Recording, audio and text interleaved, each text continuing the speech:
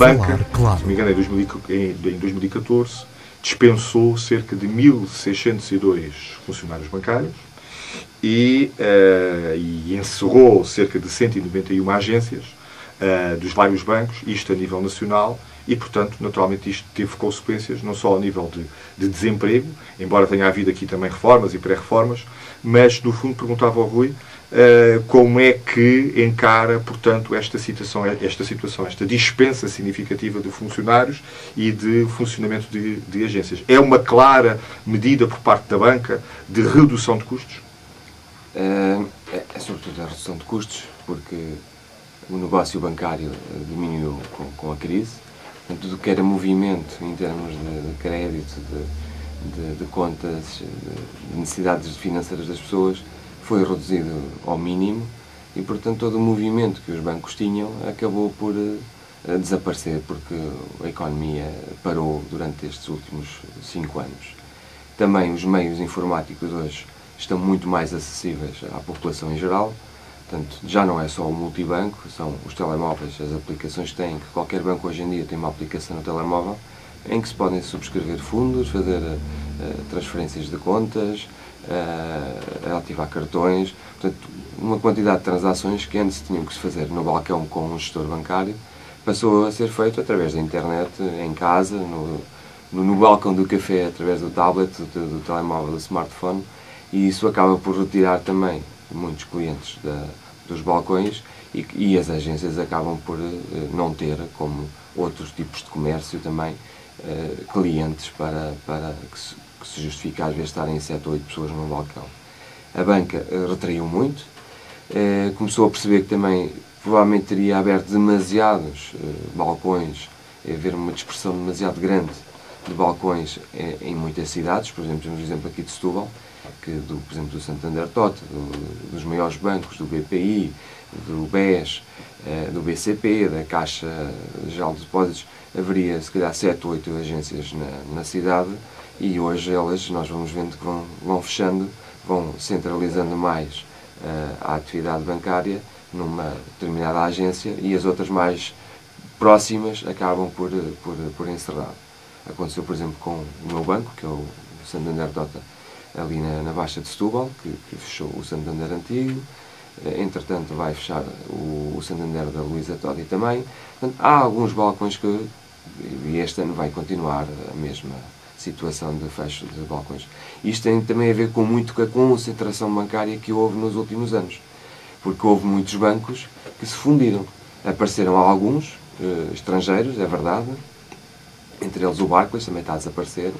A política do banco foi extinguir praticamente a sua atividade no nosso país, mas o exemplo do BPI, que tanto falamos estes dias, que ao fim e ao cabo são 4 bancos. Era o BPI, que era o Banco Português de Investimento, era o Banco Fonseca e Borné, o Borges Irmão e o Banco de Fomento. O BCP era o Português do Atlântico, o BCP, Nova Rede, são muitos bancos que ao fim e ao cabo acabaram por ser um. E todas essas agências às vezes eram muito próximas e eles, ao longo destes últimos 10 anos com estas fusões, acabam agora com a crise económica por não se justificar ter tantos balcões abertos. Mas não houve também, pergunto eu, uma imposição também por parte do Banco Central Europeu em, no fundo, nomeadamente bancos que pediram ajuda financeira, no sentido de também reduzirem custos significativos? Sim, a DGCOM aplicou, por exemplo, ao BCP, para que haver um auxílio financeiro, para que o banco fosse sustentável, estabeleceram que deveria atingir determinado número de redução de custos ou de colaboradores do banco.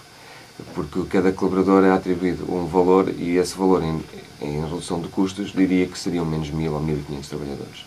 O que o nosso sindicato fez foi que eles previam que fossem cerca de 2.500 trabalhadores dispensados através de despedimento coletivo, e isso seria atribuído, porque era uma regra que o próprio Estado estaria de acordo, portanto seria fácil avançar no despedimento coletivo no BCP.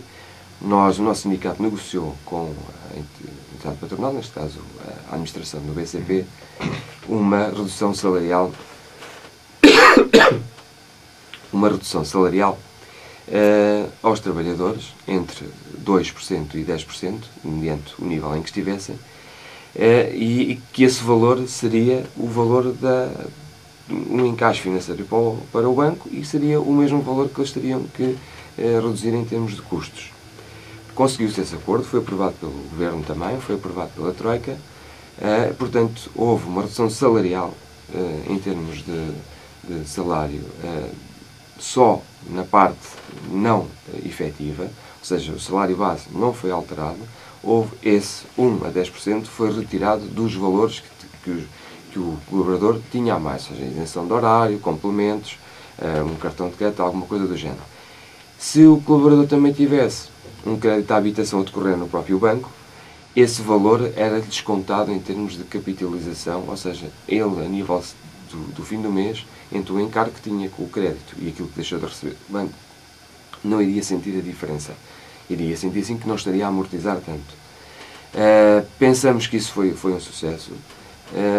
Aguardamos ainda que esse programa acabe, que acaba só em 2017. E até agora o BCP tem cumprido, não despediu ainda ninguém. Eventualmente terá feito algum acordo. Muitas vezes também são colaboradores que estão predispostos a sair da banca e que, aproveitando também muitas vezes esta situação que o banco favorece os acordos de rescisão por mútuo acordo, acabam por fazer propostas à administração do banco para ir embora. Muitas vezes até já com o pé noutro banco ou noutra situação. No entanto, esse não é um caso de sucesso, mas não é um caso que esteja a acontecer. Noutros bancos tem havido alguma pressão. Posso dizer que no Banif tem havido bastante pressão através de algumas decisões que parecem amigáveis, mas não são assim tanto, porque têm fechado também muitas agências. E muitas vezes a pressão vem pelo...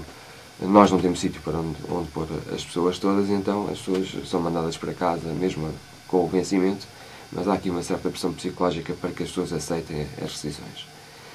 Tivemos o caso do BBVA, que entretanto também fechou cá em Setúbal. Também não foi muito amigável, apesar de não ter havido grandes problemas, porque os bancos são instituições financeiras, ainda têm algum capital e conseguem pagar bem acima do que a lei diz para despedir as pessoas. E as pessoas acabam por aceitar, porque numa decisão de despedimento coletivo ou numa decisão de entrar em conflito com o banco, acabam por ver que aquilo até é um pouco mais ou mais do que aquilo que iriam receber numa situação de despedimento normal ou de despedimento coletivo, e acabam por aceitar.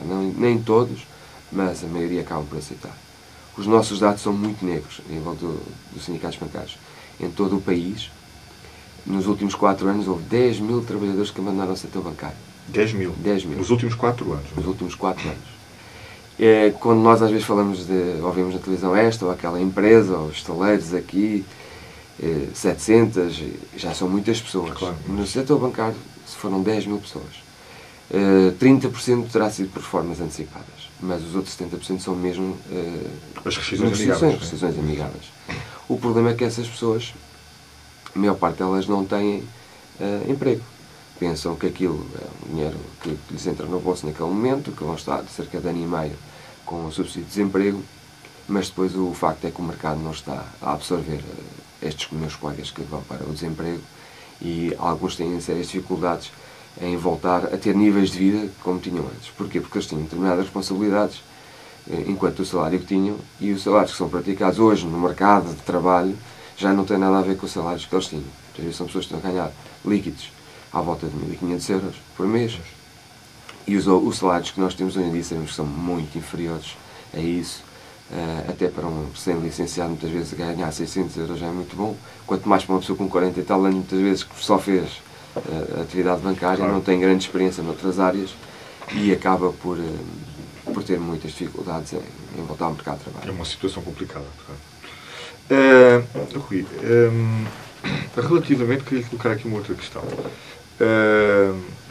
O que é que acha desta, há bocado foi, fusão de várias instituições bancárias, ou na aquisição de capital de várias instituições bancárias, e nós tivemos a semana passada precisamente mais uma aquisição, ou melhor, uma intenção, uma oferta pública de aquisição, uma OPA, de um banco espanhol, pertence a um dos maiores grupos bancários espanhóis, soube para adquirir a maioria, ou a total, que se não me engano, o total capital do BPI.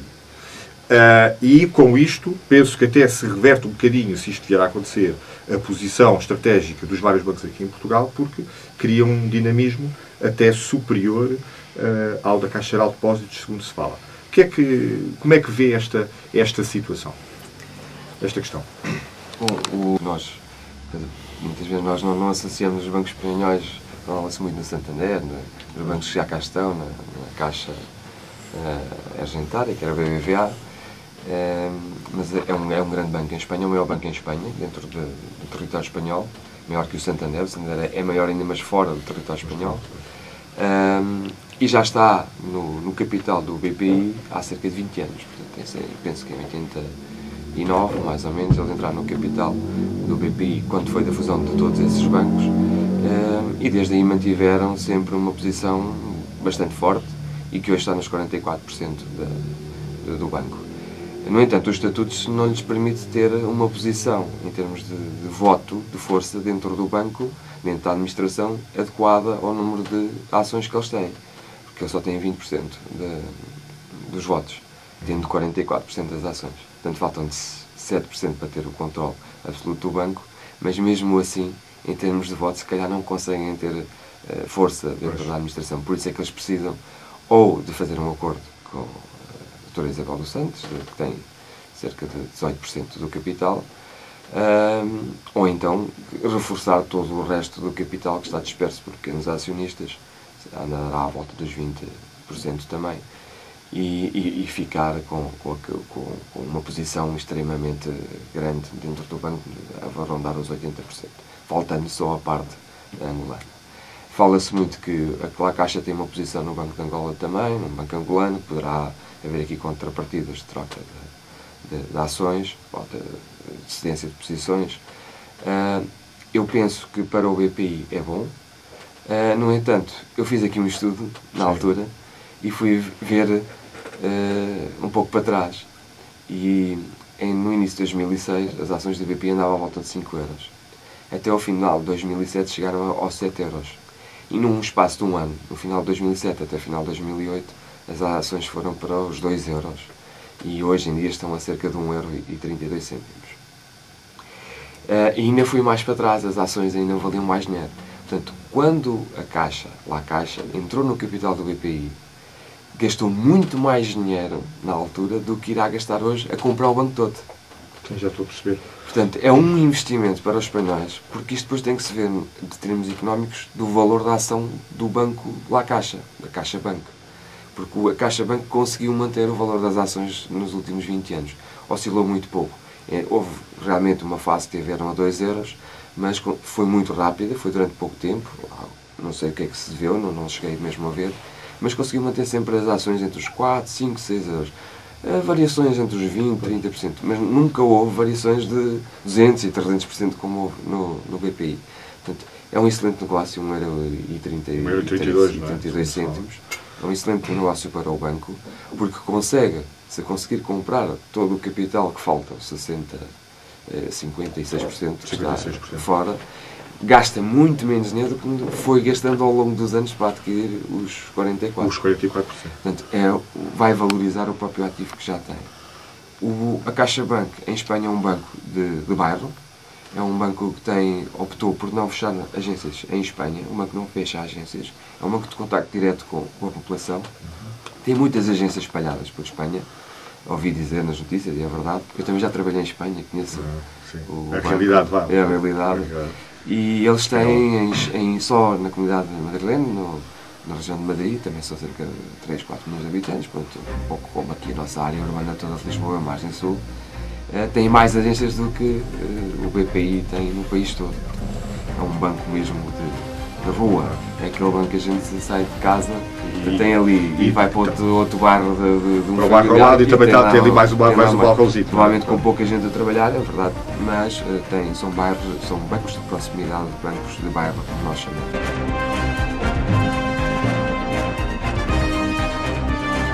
Falar claro.